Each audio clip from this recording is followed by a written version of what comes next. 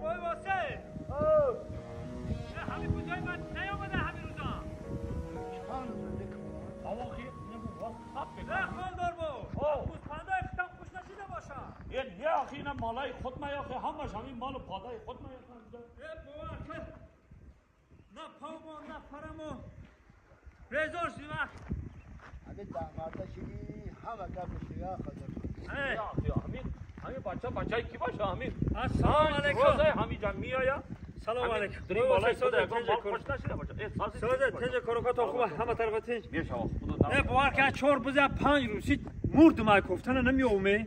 آخی اسم میرم من دانم آخه همین 5 روزای تو همین میایی بابا خالدار بای همین مالای تو دا یگان مالی بیگانه خوش نشیده باشه مالای تو دا یگان مالی بیگانه خوش نشیده باشه من نمیدونم آخی ما خودتا بچه‌ام نشناختم آخی بچه‌ای کی بچه عبدالرحیم ایکو این سری جرده عبدالرحیم یه بچه‌ای فال بین آخی ها بچه‌ام کم کم فال میبینه او تماشا تا که من استودنت بودم دانشجو بودم شنبه بودم نمیدونم فال بین کی باشه با همو اچا تا نگفتی یا فال ببینه آخی یا خیلی خالی کنه یه ما اعتقاد دیگه پرمونه گرامیوه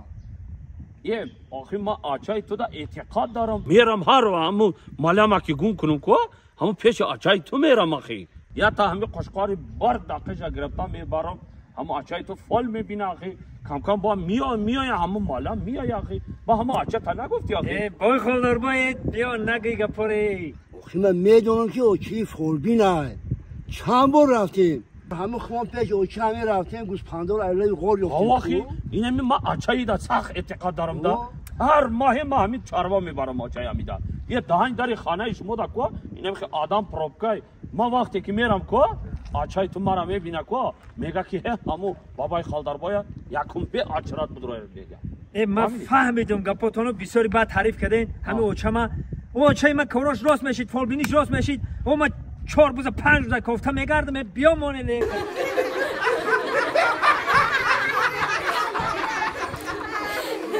دوستان عزیز برادرای قدردان هر کاری که ما میکنیم